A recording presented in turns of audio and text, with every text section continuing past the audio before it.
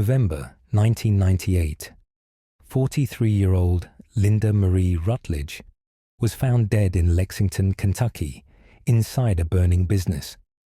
For 27 years, her murder remained unsolved, until breakthroughs in ballistics and DNA evidence in 2025 linked the crime to suspected serial killer Robert Eugene Brashers, who had died in 1999.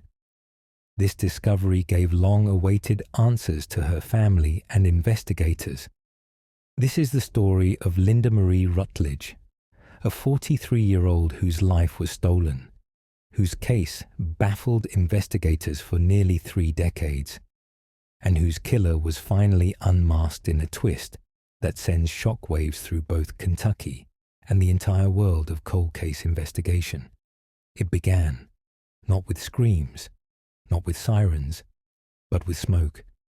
At precisely 7:40 a.m. on November 7th, 1998, firefighters were called to a blaze at the Nixon Hearing Aid Center on Malibu Drive in Lexington, Kentucky. Locals passing by might have assumed this was an accidental fire, a malfunctioning heater, an unattended candle, something mundane. But as the heavy smoke parted and first responders pushed inside, what they discovered in the back hallway changed everything. A woman, unresponsive, lifeless. Her body, not a victim of the fire, but of multiple gunshot wounds to the head. It was Linda Rutledge, a business owner, a mother figure, a neighbor, someone with a smile that brought comfort, not fear. And now, someone at the center of a mystery that would haunt Kentucky law enforcement for 27 long years. The fire, it turned out, was a distraction, a cover-up, something meant to hide what had truly happened, the type of chilling detail that suggests more than a random act of violence. Initial investigators combed the scene. They found shell casings, scoured for fingerprints, tried to piece together Linda's last moments. But in 1998, the tools at their disposal were primitive compared to what exists now. There were no advanced DNA databases, no cloud of digital footprints to chase. There wasn't the forensic power of today's ballistics networks. And so, the case went cold. Months turned into years, years into decades. The file was shelved, the evidence boxed, but not forgotten. And that's the real truth. Cold cases don't stay cold forever, because every piece of evidence holds a secret. And with patience, technology, and persistence, even the faintest whispers can become thunderous revelations. For 27 years, detectives revisited every lead. Officers reviewed notes, re-entered evidence, reopened old wounds. They tracked down tips. They double-checked timelines. They called witnesses, interviewed associates, and stared at photographs hoping something, anything, would break open the silence.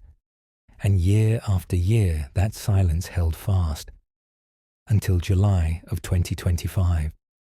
That's when something extraordinary happened. Something no one saw coming.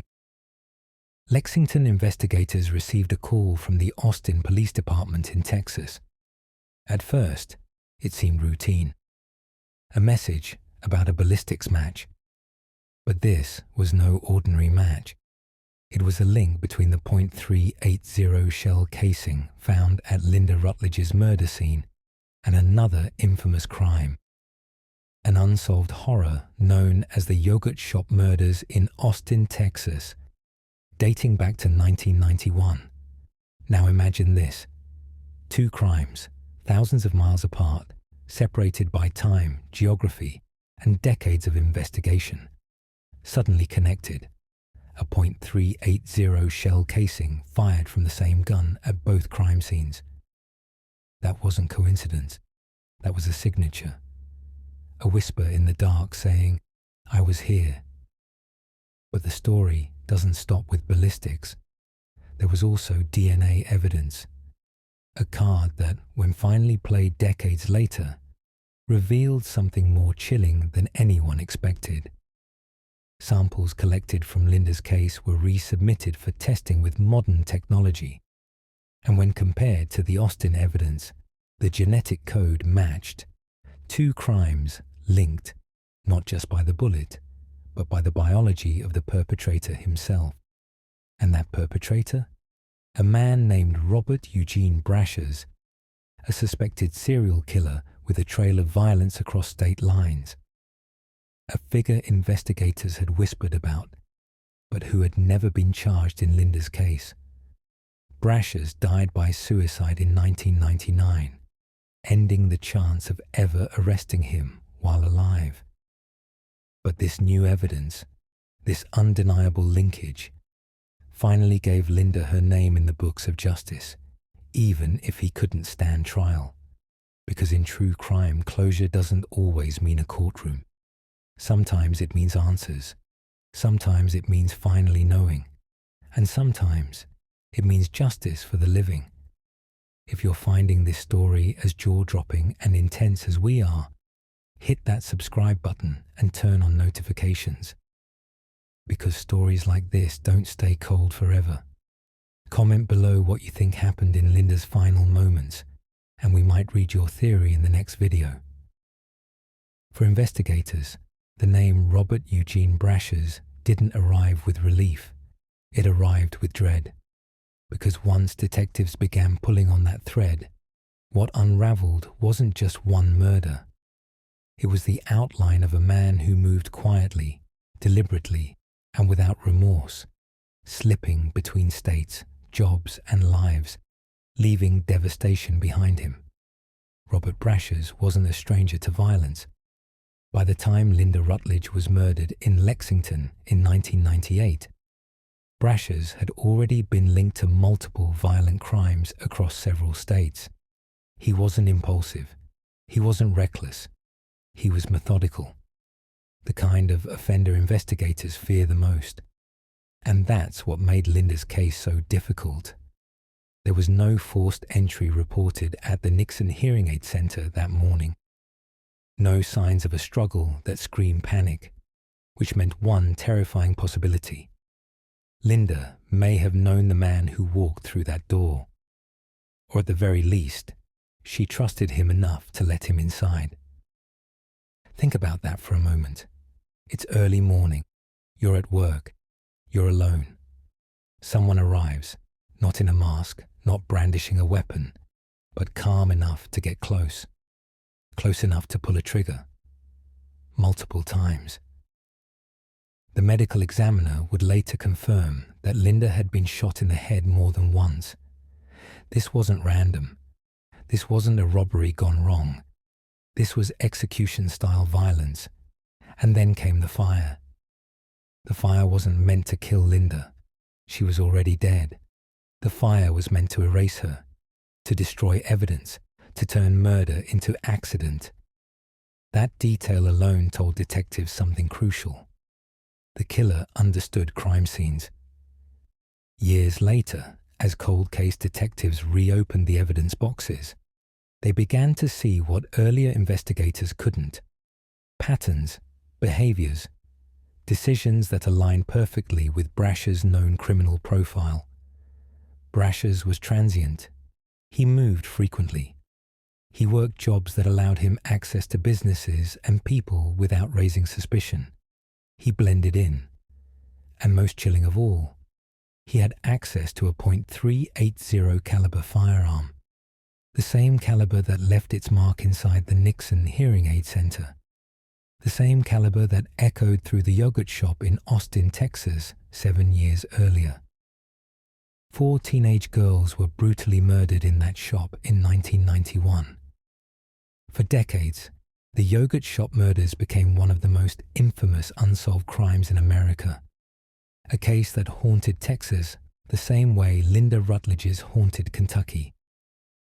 2 states, 2 crimes, 1 gun. Ballistics don't lie. When modern testing confirmed the shell casings were fired from the same weapon, detectives realized something horrifying. Linda Rutledge was not an isolated victim. She was part of a larger, darker story. As investigators traced Brasher's movements, the timeline began to align in ways that were impossible to ignore. He had been in Kentucky. He had the means. He had the opportunity. And now, finally, science had given detectives the one thing they never had before: proof. But proof doesn't erase guilt. It doesn't undo trauma. And it doesn't soften the moment when detectives had to do the hardest part of the job: tell Linda Rutledge's loved ones what they had found. Imagine waiting 27 years for answers. 27 years of birthdays without explanations. Holidays filled with silence. Questions whispered but never answered. And then one day, the phone rings. The case isn't just reopened, it's solved. Linda's family learned that the man responsible for her death would never be arrested, never stand trial, never hear a verdict read aloud. Robert Brashers died by suicide in 1999, just 1 year after Linda was murdered. Justice, in the traditional sense, was no longer possible. But truth was. And for many families of cold case victims, truth is everything. Lexington police made it clear. This case was not closed because time ran out. It was closed because evidence caught up, because science caught up, because persistence caught up. Detectives publicly named Brashers as the suspect, not for headlines, not for credit, but for accountability. To put his name where it belonged, attached to the lives he destroyed. For the community, the revelation was devastating. This wasn't some shadowy outsider caught in the act. This was a man who walked among them, who worked, who smiled, who passed unnoticed. And that realization shook Lexington to its core. People began asking questions they'd never considered before. Who did Linda see that morning? Cold cases don't just reopen investigations. They reopen memories. They reopen fears. And they reopen wounds that never fully healed. For detectives, one question remained, perhaps the most haunting of all. How many more victims were there? Brasher's confirmed connection to multiple violent crimes raised the possibility that Linda Rutledge was only one chapter in a story that may never be fully told. And yet, in the middle of that darkness, there was one undeniable truth. Linda Rutledge was no longer a mystery. Her name was no longer attached to an unsolved file. Her story had been heard. Her life had been acknowledged. And her killer, even in death, had been exposed. By the time the announcement was made public, Linda Rutledge had been gone longer than many people in Lexington had been alive. 27 years, an entire generation.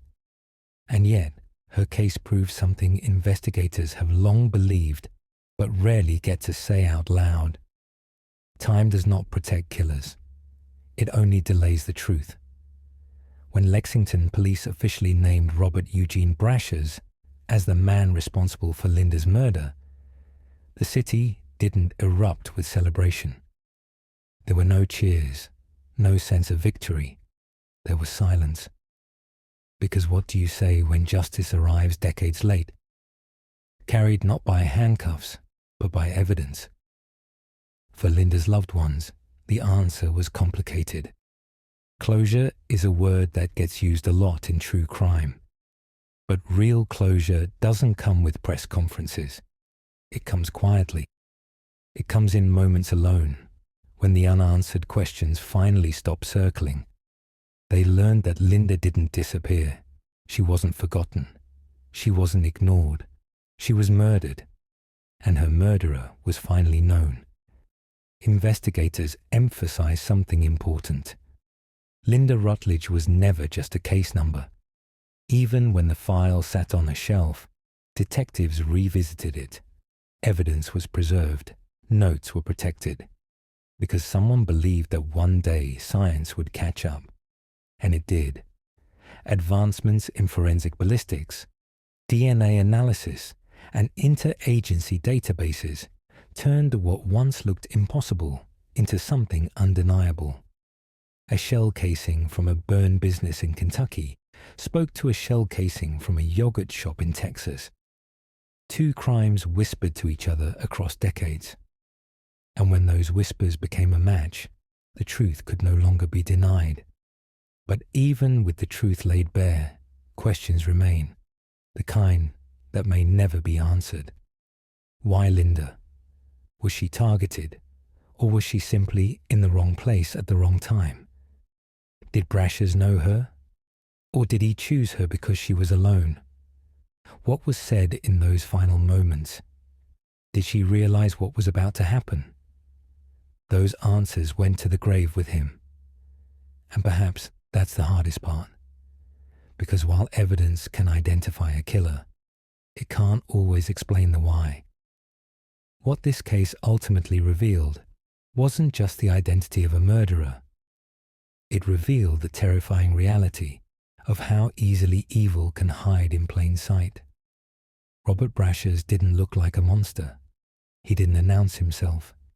He didn't leave behind a manifesto.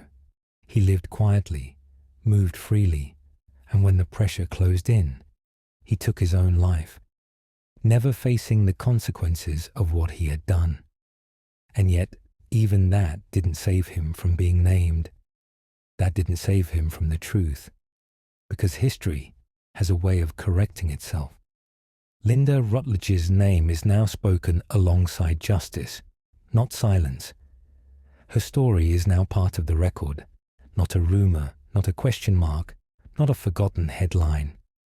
And her case stands as a reminder to investigators everywhere. Evidence matters, patience matters, and persistence can outlive perpetrators. For the community of Lexington, the case reopened something deeper, a renewed awareness that cold cases are not dead cases. They are waiting for technology, waiting for someone to care enough to look again, waiting for answers. And for viewers watching this story unfold, there's something deeply unsettling, but also quietly hopeful, about knowing that even after decades, the truth can still surface. It means that somewhere, in some evidence locker, another victim's story is waiting to be told. Another family is waiting for a call. Another silence is waiting to be broken. And that's why stories like this matter. Not for shock value, not for entertainment, but because every name deserves to be remembered, and every truth deserves to be known. If this story stayed with you, if it made you think, or question, or reflect, consider subscribing. We tell these stories not to glorify violence, but to honor the lives affected by it. Leave a comment below with your thoughts, or share this story so Linda Rutledge's name continues to be heard. Because cold cases don't fade, they wait, and sometimes they finally speak.